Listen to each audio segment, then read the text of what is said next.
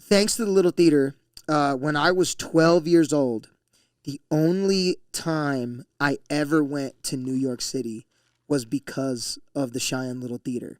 That is awesome. Yeah, so what they did was there was a big theater trip, and it was very similar to this, only we weren't competing or anything. It was like they took a group of us from the Little Theater, right? Whoever was interested, and this was the trip. We got to fly to New York.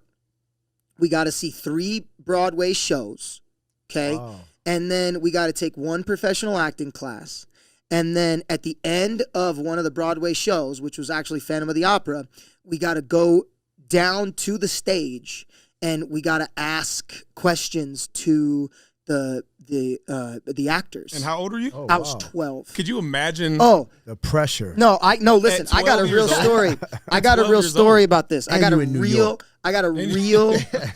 story about this. And we did it up too. We did it up. Like we rented a limousine. Oh, nice. And we went down Broadway in a limo, okay? My grandmother chaperoned, which actually meant a lot to me because my grandma's actually from New York City, and she, before television existed, she had her own radio show where she sang opera when she was like 14 years old, right?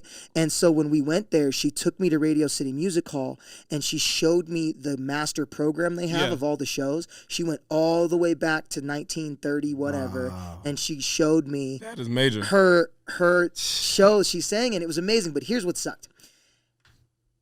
I went and we only got to ask one question. We had to draw names to the cast that we wanted to, ask questions. And my friend, who was my age, and we were bunking up together, he pulled the Phantom, and I was like, dude, you gotta let me. It's gotta be me, dude. The deal we made, I was like, I will sleep on the floor this entire trip. You get the whole bed to yourself.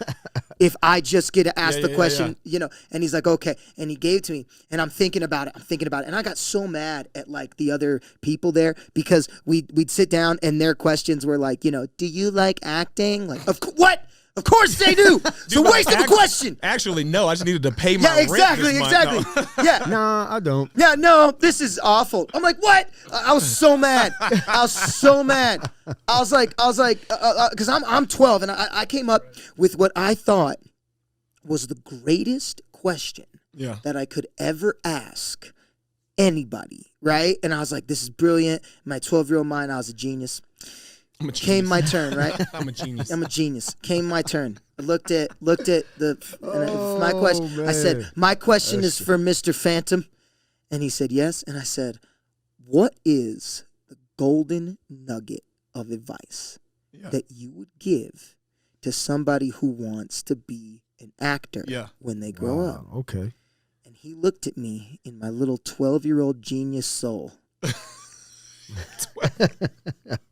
He looked me right in my eyes, and he went, don't do it, dude. Don't do it. I swear to God, that's what he said. Like, get out while you can. He went, seriously, don't do this. He's like, I've been doing this for like 25 years. He's like, I don't have health insurance. Shout out to spoiling your dreams. He's like, I get turned down because my jaw's too square. I'm not the right this. I'm not the right that. Yikes. He's like, but he did say this. He said, unless it is in your bones and you can't do anything else without thinking about it and dreaming about it, he's like, then you have to do it because you're already an actor, Yeah.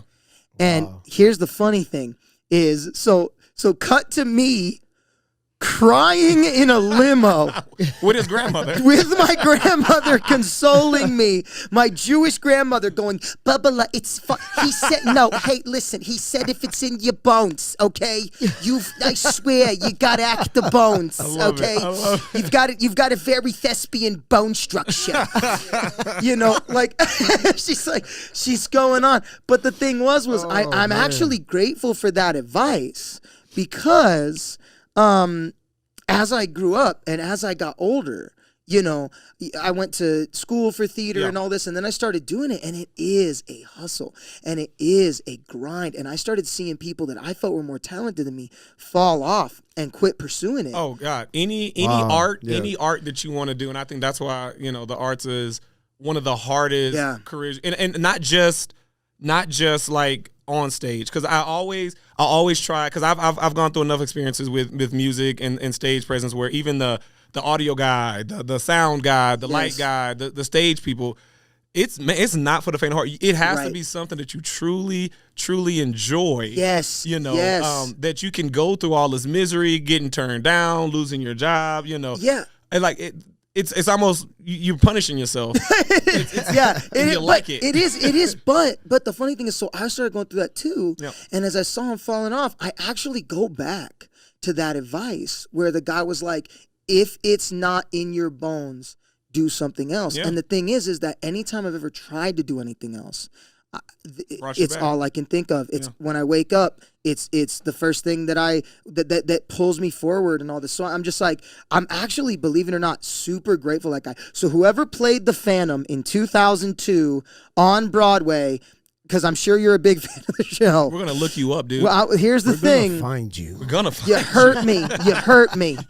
But I appreciate it. You hurt this 12-year-old genius' soul. You hurt me right. You kicked me right in the soul. Not just the genius soul. The one who had the best. Yes, I did.